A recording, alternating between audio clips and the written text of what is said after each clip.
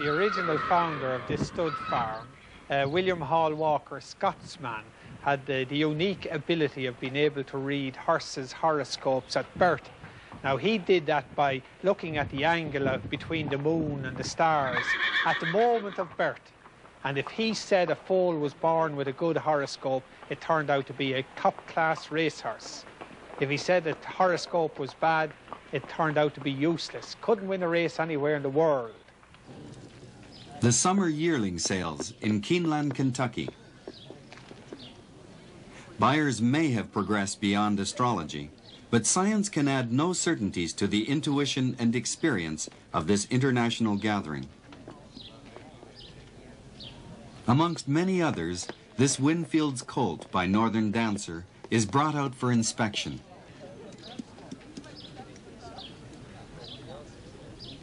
Of course, fantastic amounts of money are spent sometimes at yearling sales, and in my view, a good deal of this is spent very unscientifically.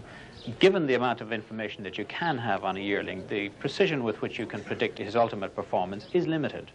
And therefore, to spend $1 million or $2 million, as is occasionally spent on single horses, is, well, I think you've got to have the money to spare if you're going to do it that way. But money to spare there seems to be. A gamble of $1 million or two might one day pay back $30 million in syndication fees. But there have also been expensive horses that have never won a race. The Northern Dancer colt is on the auction block as HIP 156, and the verdict of buyers will soon be known. Up to now, the highest price paid for a yearling is $1,700,000.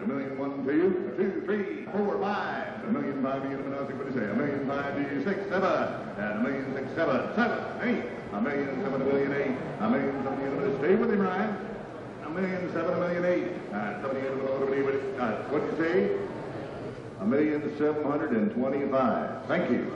$1,750,000, Chris. Thank you. $1,750,000, $1,008,000, $750,000, and now, Chris, let's get $2 million and run them off and shut the door. What do you say? $2 million. Let's just beat him to the pass. Thank you. Now $2 million. $1,002,000. Thank you. $2,100,000. 1, 2. Thank you. $2,001,000, $2,002,000, $2,001,000. What do you get? $2 when you're out. 2, 3. $2,002,000, $2,003,000, 5. $2,003,000, $2,005,000. What do you do? Thank you. $2,006,000, sir. $2,005,000, $2,006,000, 7. $2,007,000. What do you do? 8. $2,008,000, 9. $9,009,000, $3 million. $2,009,000, 3. Thank you. $3,100,000. What do you do? $3,001,000. $3,001,000. 2, 3. $3,002,000 and $3,003,000. What do you say, Genie boy? 3, 5. Thank you. $3,005,000. How about that? $3,003,000. $3,005,000. What do you do? $3,005,000. Thank you. 6. $3,005,000. Look at $3,006,000. And hold on. $3,005,000. Here we go. $3,005,000. $3,006,000. What do you do? All through. $3,005,000 and. One more time. You've got a heck of a notion. $1 more $100,000, my brother. Thank you. At $3,005,000, $3,060,000, what about $3,005,000 and you sold him to your buyer, Joe, $3,005,000.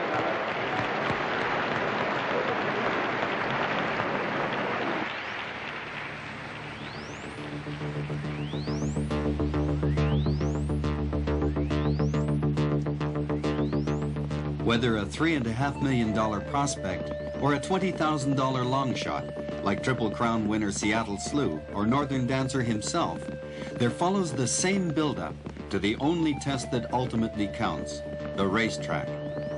A winter of slow work, building strength, and learning to work with a rider leads to the spring conditioning of a 2-year-old, well-muscled and on the edge of racing fitness.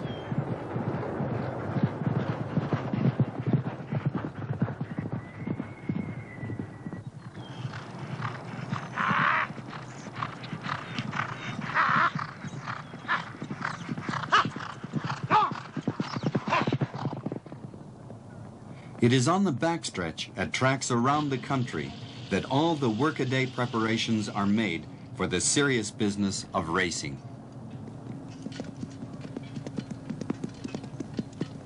It is here that science can make its greatest contribution.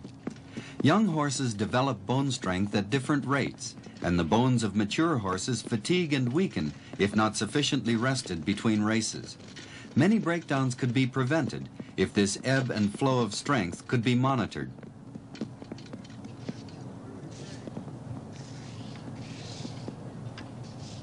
We'd like to develop a method to measure the strength of bone in a live animal. Can this horse of yours go out and stand the stress of racing, or should he be rested further? And one way to do that is to measure the velocity of sound through bone. We do this measurement in the laboratory with a device of this type that launches a sound pulse from this side and catches it over here. It's a pitch and catch affair. We put this on the bone, eventually on the leg of the live animal, and we launch a sound pulse here, we catch it here. This vernier measures the separation between pitch and catch. We know how far the sound went, and we can time it on an oscilloscope and get a TV picture of the pitch and catch process.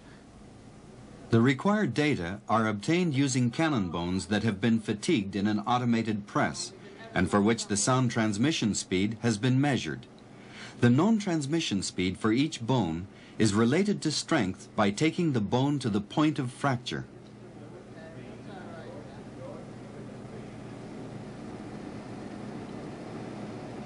Using these sound speed data to monitor bone strength in a live animal could eliminate many of the tragic accidents that occur as a result of broken limbs.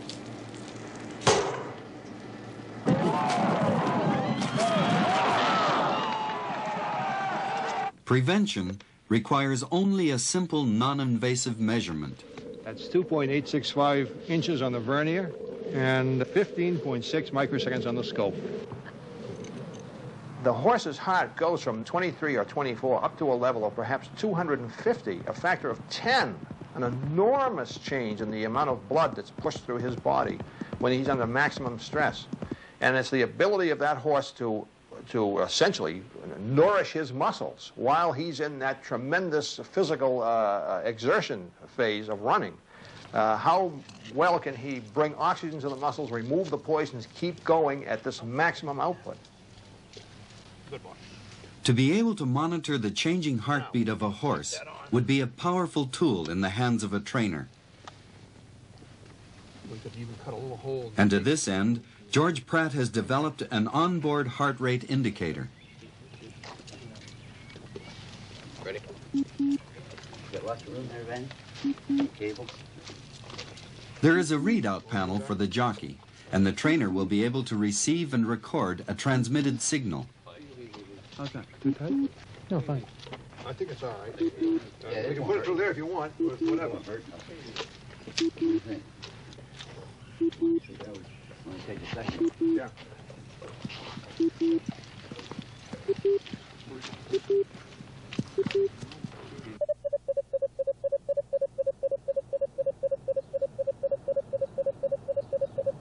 The heart's response to effort and the rate at which it returns to normal is a sensitive indicator of training progress.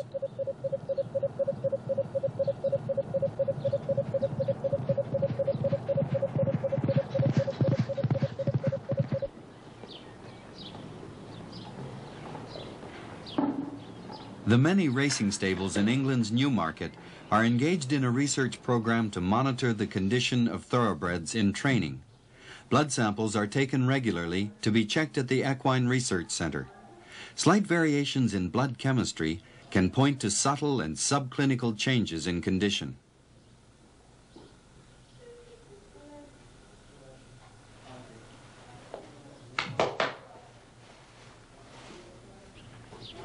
A previous sample has shown this horse to be incubating a virus infection. And in addition to a fresh sample, a swab will be taken from the animal's sinuses.